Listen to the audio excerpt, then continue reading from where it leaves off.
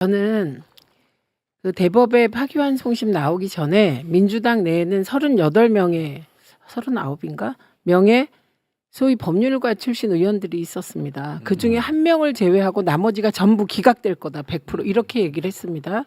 그리고 제가 쭉 지켜봤는데요.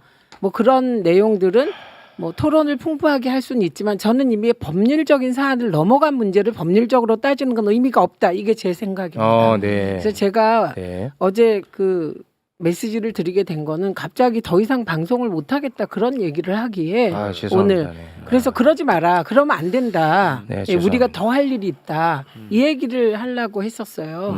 그런데 우선은 인식을 완전히 바꿔야 된다. 이 상황은. 제가 계속 말씀드린 게 그러니까 내란 중이다 우리는. 그리고 네. 전투가 여기저기서 벌어지고 있는데 어디서 가장 격렬하게 벌어지냐. 방송 영역하고 지금 사법 영역에서 벌어지고 있다. 그래서 검찰이 난리치고 있고 문재인 네. 대통령 기소하면서 선거 개입하고 네. 그다음에 대법원의 조의대까지 저는 정확히 얘기하면 사법부가 국힘 정권 재창출의 한 요소가 돼서 움직인 거다. 이렇게 봅니다. 네. 그러면 제일 중요한 게 국힘의 정권 재창출의 로직이 뭐냐 이거잖아요. 네네. 그거 우리 후보 없앤다라고 봅니다. 저는. 그러니까 이거는 저들의 뜻이에요. 그걸 우리 막는 건 그 다음. 그렇죠, 얘기고. 그렇죠. 네. 예, 그래서 이들은 제가 어제 그 조의대 판결문 읽을 때 가장 이상했던 게 처음에 이거 그 논리대로 보면 그냥 지들이 유죄 때려야 되겠더라고요. 파기 자판. 그래서 뭐 이거 어떡하지? 그건 처음으로 파기 자판 하려나? 그래갖고 뭐 가슴이 덜컥 내려앉았는데 네네.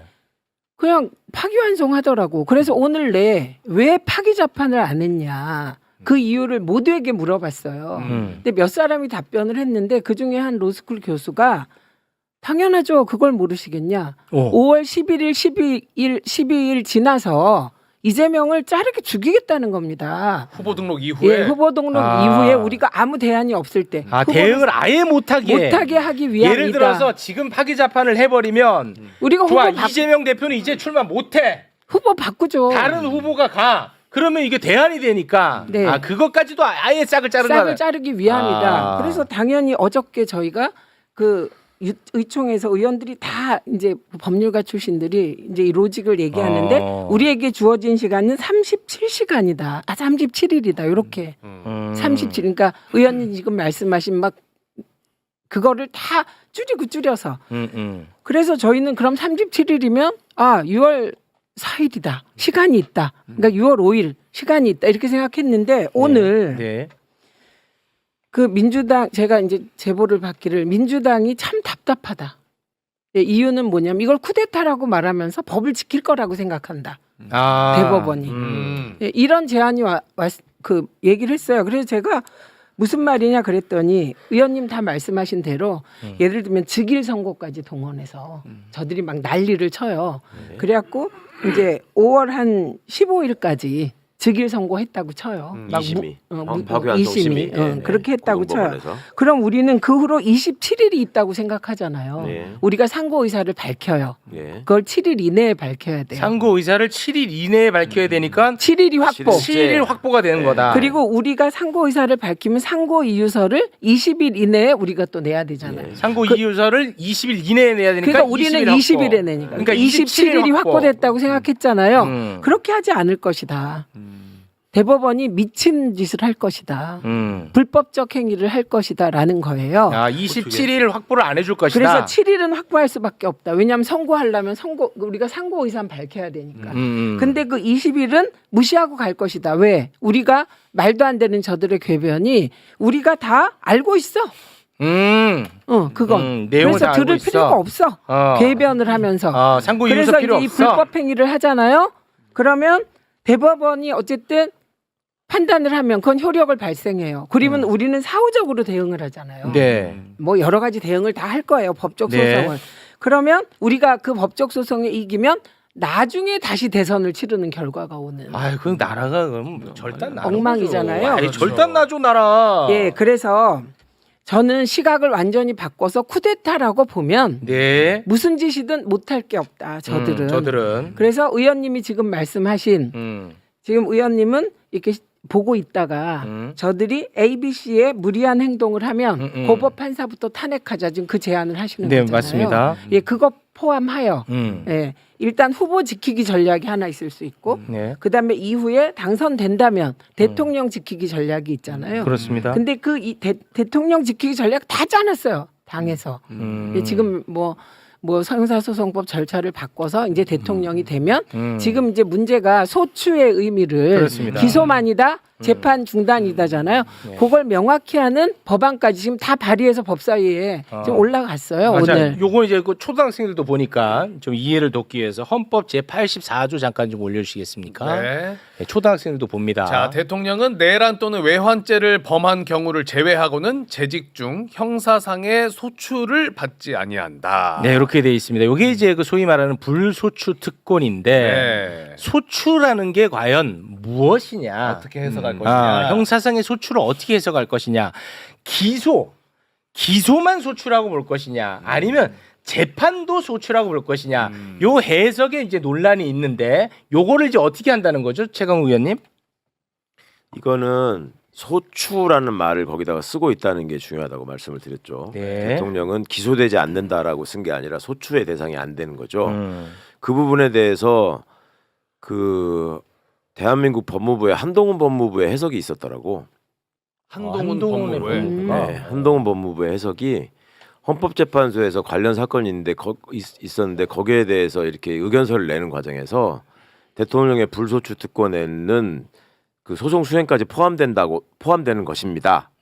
라고 한 게 있어요.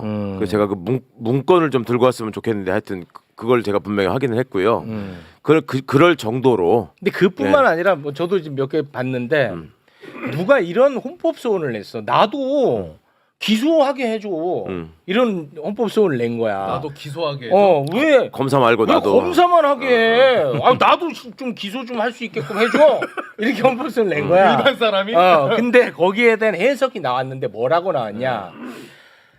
너까지 기소하게는 할 수 없다. 왜냐하면 이 소추라는 것은 기소하는 것뿐만 아니라 그러니까 소를 제기하는 것뿐만 아니라 소를 유지하는 수행하는 거 재판을 수행하는 것까지도 이게 소추에 해당하는 거니까 너는 좀 빠져라 이렇게 이제 결론을 냈더만요. 그렇죠. 근데 이제 문제는 그런 거를 따르지 않을 거 아니야 얘네들은. 그러니까 법을 다 안 지킨다고 따지기 시작하면은 뭐 할 수 있는 거는 이제 빨리 저기 낫이랑 저 쇠스랑 이런 거를 준비하는 수밖에 없는데 어쨌든 이 제도의 틀 안에서 쟤들이 꼼수를 쓰는 만큼 우리도 제도를 빙자해서 꼼수를 쓰기로 하자면 예를 들어 5월 15일 날까지 고등법원이 파기환송심을 절대로 선고하지 못하게 할 수 있는 방법은 아주 쉬워요.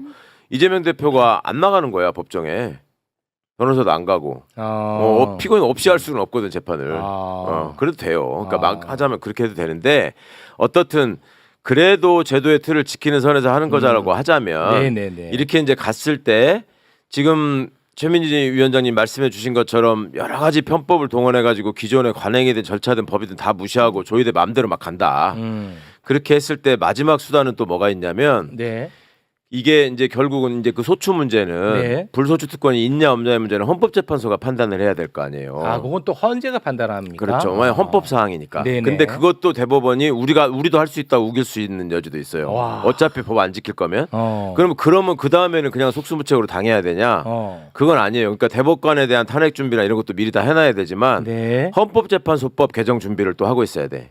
개정안을. 그러니까 그래서 헌법재판소법에 헌법재판소법 68조에 보면 네. 헌법 소원을 규정해 놨는데 네. 헌법 소원의 대상에서 재판은 빠져 있어요. 재판. 그러니까 공권력의 행사로 내 기본권이 침해됐다고 생각하는 국민은 헌법 소원을 제기할 수 있는데 거기에 재판을 제외하고는 이게 들어가 있어. 그러니까 그거만 걷어내면 그거 걷어내면 헌법 소원을 할 수 있어요. 이게 오늘 아침에 이석연 처장이 이석연 처장이 발언을 하면서 그래요? 예, 이렇게 얘기했어요. 어렵다. 조희대 대법관의 어제 이 말도 안 되는 판결은 헌재와 대법원의 이 알력간 경쟁 때문에 나온 것이다. 이렇게 얘기를 하더라고요. 그런 면도 있죠. 그게 여기서 왜 재판이 빠졌는가. 그게 헌재가 나중에 생기잖아요. 대법원보다. 그러니까 그때 대법원이 힘이 더 셌어요. 사실은 그렇죠. 초기에. 그래서 저희가 이런 부분은 이후 있잖아요. 예. 이후는 다 준비하고 있어요. 네. 그런데 1단계 후보 지키기 전략에서 어디까지 갈 것인가를 정하는데 가장 중요한 건 사실은 단일 대우가 되는 거잖아요. 네. 근데 이제 제가 좀 아까 말씀드렸듯이 대법원 처음에 조희대가 갑자기 막 이렇게 자기가 개입해서 전원합의체를 보냈을 때 제가 조희대 때문에 죽은 사람이거든요. 제 재판을 2개월 대법 선고를 2개월 만인가 해버렸어요. 예. 그래서 깜짝 놀랐어요. 왜 이렇게 빨리? 의원님 선거법 사건. 그때. 예, 그 사람이 예. 조희대가 제 주심 주심이었고. 예. 판사였어요. 예. 그래서 제가 그 얘기를 하면서 이 사람 겉으로는 이렇게 표정 조용하게 있지만 실제로 미션을 확실히 수행하는 분이라고 내가 본다. 예, 그렇게 얘기를 하고 이거는 기분이 나쁘고 조희대가 이거 이상하다. 이거는 제3의 내란일 수 있겠다고 했을 때 엄청 욕먹었어요. 이거는 100% 기각이라고. 그래서 이제 저는 이제 사법적인 판단의 영역을 넘어 국힘의 대선 전략과 윤석열이 아직 밖에 활개치고 다니잖아요. 그렇습니다. 며칠 전에 보리밥 먹었잖아요. 네. 그게 노출됐잖아요. 네. 그 왜 이럴까? 우리가 계속 생각했는데 자기의 건재함을 보여주기 위한 것. 저 그렇게 보고 그래서 지금 근데 말씀 그 윤석열이가 그 석방될 때였나? 갑자기 그 양승태 한번 얘기하지 않았어요? 양승태가 움직인다. 나서서 얘기했다고? 아니 아니, 그걸 움직인다. 언급을 하지 않았어요? 예, 양승태에 대해서 뭐 고맙다고 했나 뭐 그런 얘기를 했을 그 거예요. 얘기 저도 기억나요. 그 했었거든요. 네, 뭔가 저는 그 다 이렇게 못 봤네. 있는 거 아닌가? 양승태 얘기를 그때 그래서 생뚱맞게 왜 양승태 얘기를 해? 막 그런 맞아, 얘기 맞아, 있었거든요 맞아, 당시에. 예, 그래서 한 가지는 이 상황이 녹록치 않다. 그리고 대선이 끝나도 계속해서 이재명 대통령 시대를 흔들 것이다. 뭐 그렇겠죠. 그런데 그 이후에는 우리가 준비를 촘촘하게 하고 있다. 그런데 이 후보 지키기 과정에서 그거는 지금 문제니까. 예, 요건 지금 문제고 후보가 없어지면 소용이 없는 거잖아요. 그렇습니다. 그래서 이게 우리가 이제 민주당이 극복해야 될 게 우리는 법 질서를 지키면서 중도에게 잘 보이면서 표도 얻으면서 이 상황을 넘기려고 하는 예, 그런 분위기는 이제 없애려고 합니다. 그리고 이거라는 거잖아요. 국힘에서 늘 얘기했죠. 자기들이 이긴다고. 네. 이재명이 아크로폴리스 아니 들어가면서 아크로비스타. 아크로폴리스. 이게 윤석열은 폴리스라는 게 가장 윤석열이 아크로비스타 들어가면서 예. 다 이기고 왔다고 한 이기고 거를 왔다고 한 게 그걸 이재명이가 아크로폴리스를 들어갔네.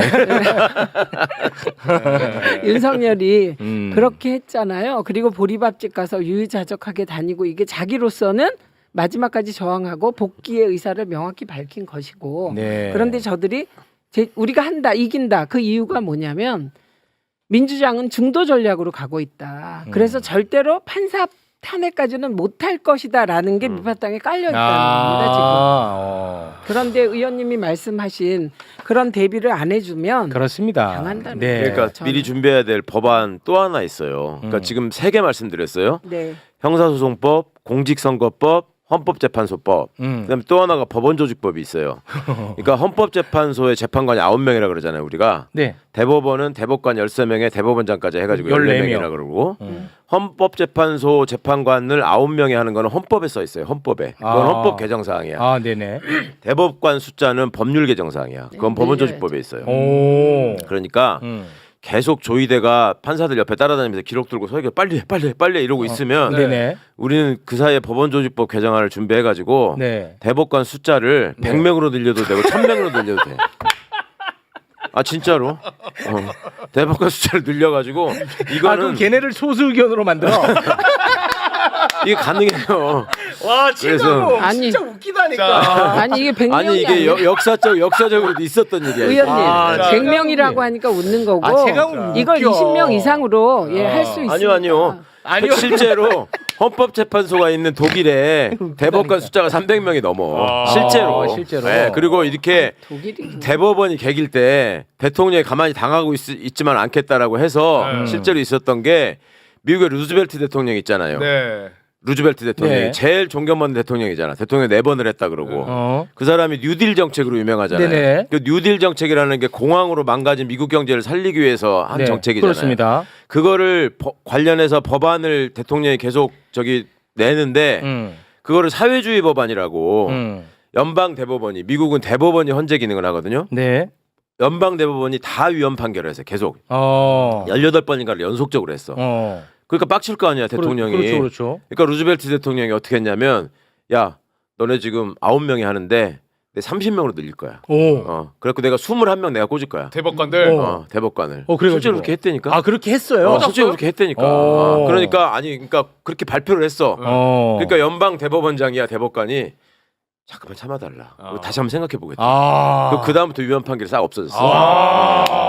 아니 그래서 실제로 그렇게 했다고. 근데 저는 그래서 아니 요거는 내가 꼭 말하고 싶은 게 뭐냐면 이런저런 아이디어들 있잖아요. 지금 뭐 의원님이 말씀하신 아이디어 이거는 다 위원장님. 검토하고 있는 아니 거예요. 근데 이런 얘기를 많이 해야 돼. 왜냐하면 해야 돼요. 그래야 그들이 우리가 그냥 당하지 않는다. 네. 그럼 압박을 받아요. 이거는 네. 반드시 얘기를 되게 시끄럽게 해야 돼. 맞아. 예, 제가 지금 나온 것은 그래서 상황이 녹록지 않다. 네. 예, 그래서 지금 말씀하신 대로 예, 준비를 다 하고 있겠죠. 근데 이거를 시시하냐 공개적으로 하냐 공개적으로 해야 판단의 돼. 차이가 있는데 저는 공개해야 된다고 공개해야 생각합니다. 된다니까요. 그리고 예. 중도는 제가 이거 확실히 말하고 싶은 게 중도는 센 쪽, 확실한 쪽, 네. 예, 집권에서 잘 이끌어갈 능력이 있어 보이는 쪽을 택하는 거지. 네. 조심하고 예쁘게 보이려고 하고 이런 쪽 택하는 게 아니다. 네. 이 점 말씀드리고 싶고 그 다음에 이제 그러니까 그래서 이게 지금 불안해하실 텐데 녹록하진 않다. 그렇습니다. 그러나 지금 민주당이 그 옛날 같지 않아서 저희가 예를 들면 지난번에 그 헌재 선고 앞두고 약간의 위기가 있었고 나중에 문영배 재판관이 정말 힘들었다 이렇게 얘기를 했거든요.